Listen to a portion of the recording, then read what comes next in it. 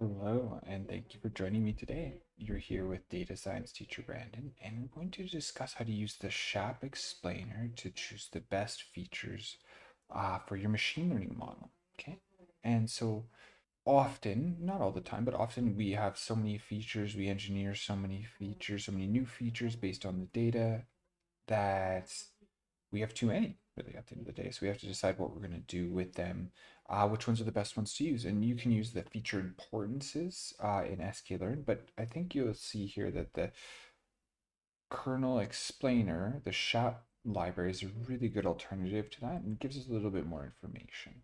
Okay, so this worked really well in this data set. I'm going to be doing a house price prediction, and I've done house price predictions before.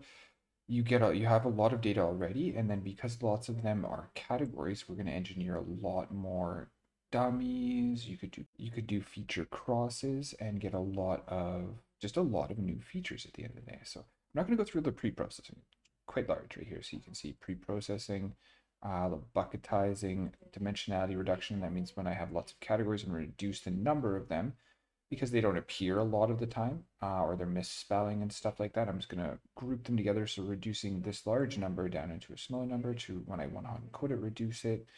I'm going to fill in all values, and going through all these. So, okay, so coming down to the one-hot encoding section, you can see just we have a lot of features before we even start one-hot encoding. Use get dummies to one-hot encode all the categorical. Interesting distributions like this, I'm going to create a one-hot representation of when this is 0, just creating other features like this. I found this has worked well. Let's do that for a few features and then nothing special else. But you can see I have a lot of dummies, a lot of features and a lot of dummies in general. Okay, so I think it's probably obvious that not all of these are going to be equally helpful in our model. So how could we choose them, right? So we're going to do our standard modeling workflow, train, test, split, standard scalar. I'm going to put it back into a pandas data frame afterwards, just so that I can get the column names back and we can reference them as we go through this. And it'll be helpful, you'll see. Okay. So just looking at the extra trees regressor, which is a form of random forest regressor in sklearn, and then the gradient boosting, which are two good ensemble methods. So on the extra trees, I get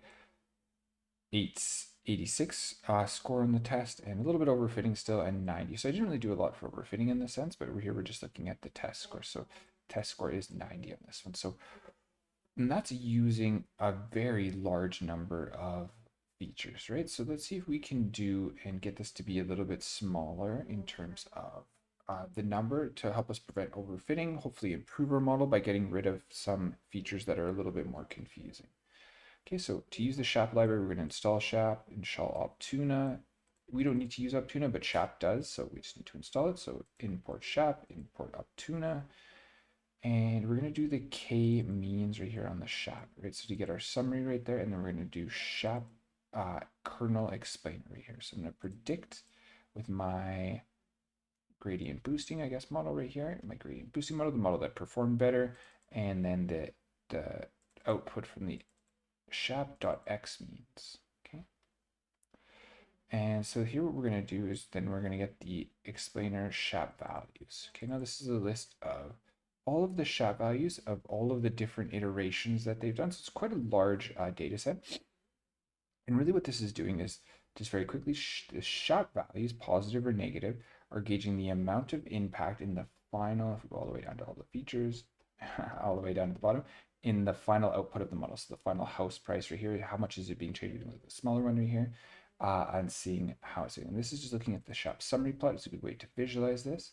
And you can see when the feature is high, it has a positive impact on the final output, the overall quality. When the feature is low, it has, well, in this case, not so negative impact on the price. A little bit negative, but not as kind of linear as you would see on the positive side.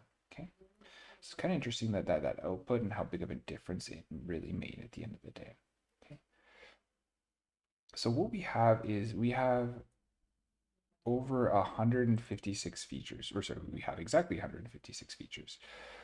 What we can do is if we put the absolute value, so we want kind of not cancel out negative and positive impacts because most of those are important, and we're going to get the average across the 0 dimension, so across the row, because what's happening is there's doing many iterations to get the shap value. So what we're going to do is we're going to get the average shap value. So kind of this, looking at the average impact that it had, positive and negative not canceling each other out. So what is the average impact of all of these dots right here? Because we don't need to know. We want to look at the summary of this, right? This is nice to visualize.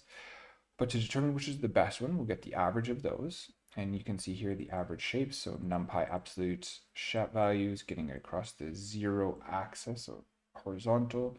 And then we're going to go average shap value.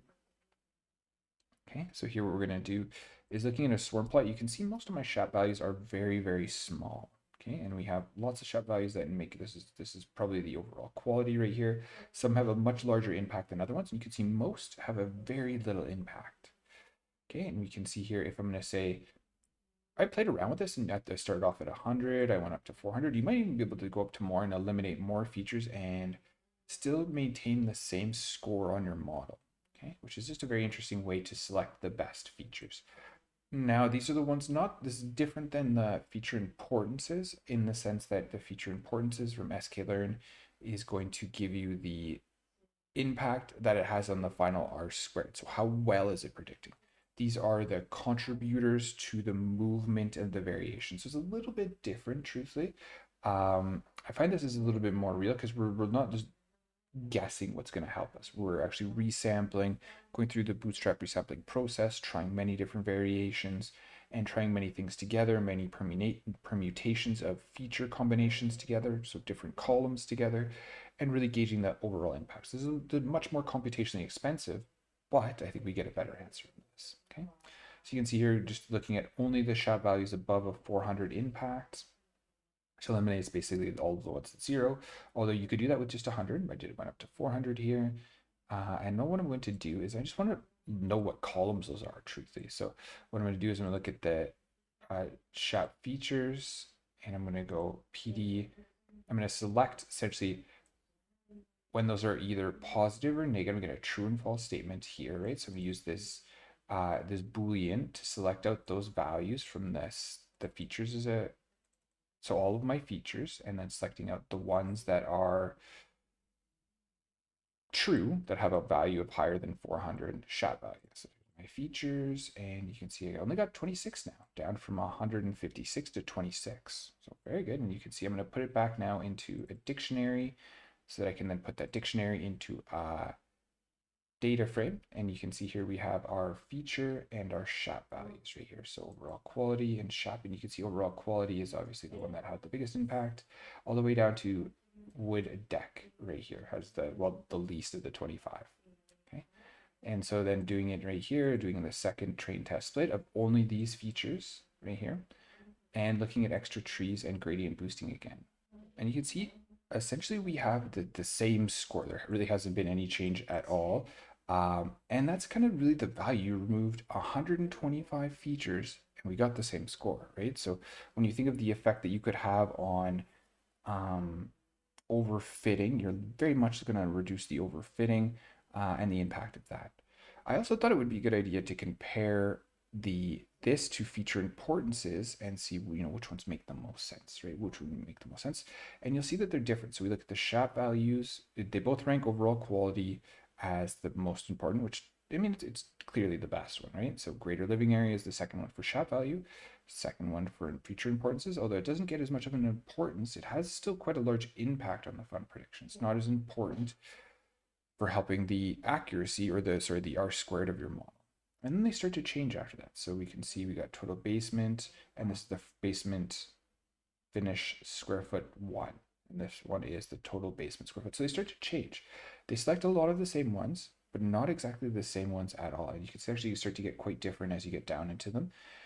And that's just an interesting thing. You could try and see which one produces the best features at the end of the day. I found that shap just works really well, and we got a really robust model, essentially the exact same score by just choosing the best features.